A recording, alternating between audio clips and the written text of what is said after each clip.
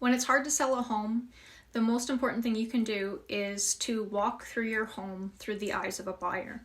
So number one is curb appeal. When people pull up, are they going to dream about this being their home? Is this what they come home to every day?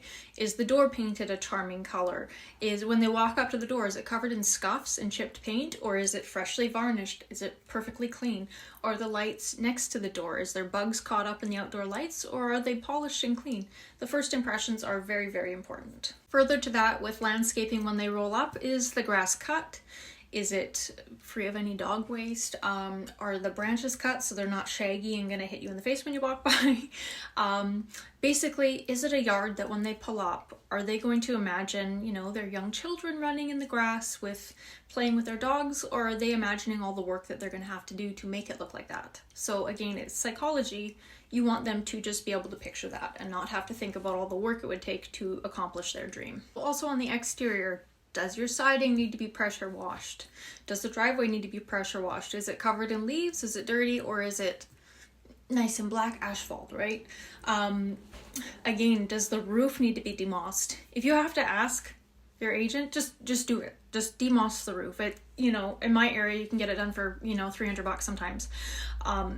And yes, it makes a difference because you just want people to roll up and you don't want them having to look at that roof. Even if it's a brand new roof and it has moss on it, say from a year's buildup, people will assume that it's older. So just clean it. No matter what, just do it. Have your gutters done, right? The inspector is going to see that kind of stuff anyways. So have your gutters done. Make sure the gutter company just gives it a quick wipe on the outside so they look fresh and white or whatever the color they are. And just make sure everything looks really tickety-boo from the outside. When you go inside the house, the first impression when they open the door has got to be one where it is immaculately clean. So a big one is smell. When you walk in a house, if it stinks like last night's dinner, if it stinks like a litter box, that's the worst. Or if it smells like air freshener that's really, really strong, people assume that you're hiding something. So you want it to smell as neutral as possible when people walk inside that house. Secondly, you want that first impression to be perfect. So again, front door handles, are there greasy fingerprints on it, right? Or have you wiped it down? Have you cleaned it? Is it like immaculately clean? Are the walls in the entryway, do they have scuffs from sneakers, down by the baseboards, or is it scrubbed clean or a fresh coat of paint? Those things matter because it's literally the first impression when you walk in the door. And so many times there's dirty entryways that turn people off from the house right from the get-go. And again, throughout the house, dog hair, cat hair is a huge turn off. It's not worth it and it costs nothing to sweep. So really make sure you're getting all that stuff out. Pet bowls put away. People don't like seeing those. Even though people like pets, they don't want to know that pets live there. In the kitchen, make sure you've gone through your stove even and you've cleaned that out so it's not dirty. Even if you have to eat out more often while your house is for sale, never leave your stove dirty when you're trying to sell. Ever. Fridge also, people are going to judge you on how clean your fridge is by how well you maintain that house. So keep your fridge immaculately clean because people do look inside of them and they judge you on it. It's the truth. I don't know. Another one is patios. So I have sold houses that literally sat for 2 months because the seller would not replace rotten siding boards on a patio.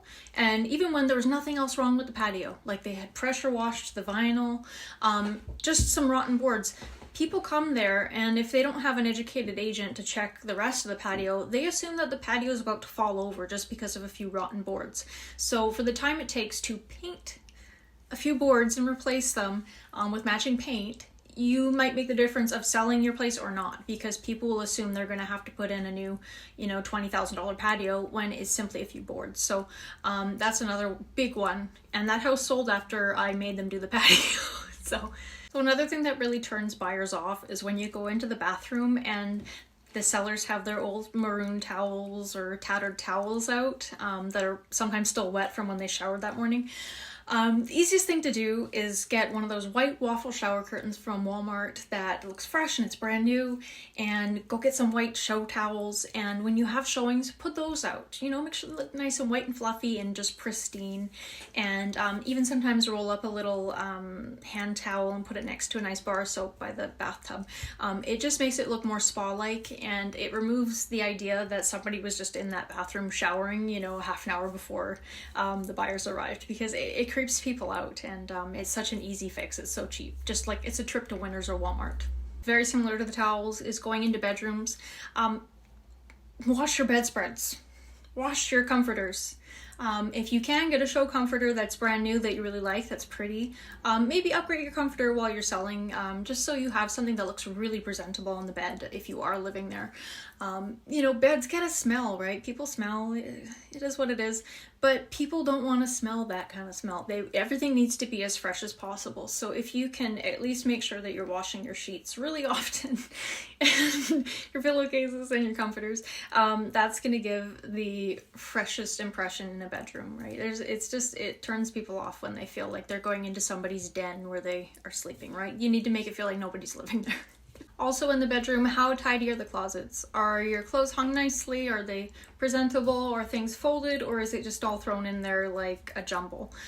Again, people judge how well you maintain the home by how tidy you are, by how organized you are. So if somebody sees a really organized closet, they assume that that person is on top of everything and they're on top of their home maintenance. But if it's just a complete mess, people will assume, maybe not correctly so, but people will assume that things are not well maintained and not taken care of. So another psychology piece that weighs on people more than you think. And last but not least, the biggest thing is if your house isn't selling and you have a lot of clutter in there, maybe do another pass and take some stuff out. People can't see past big pieces of furniture, like big hutches, for example, are a horrible hog of space when you're trying to show off your house and how big it is. And people can't see past that. So if you have something like that, or if you have large collections all over the walls of action figures and stuff, you might consider taking them down and putting them into storage, and just let the space breathe so that people can see what they're working with and picture their own stuff in that house, right? Ultimately, you want people to fall in love with the idea of living in that house.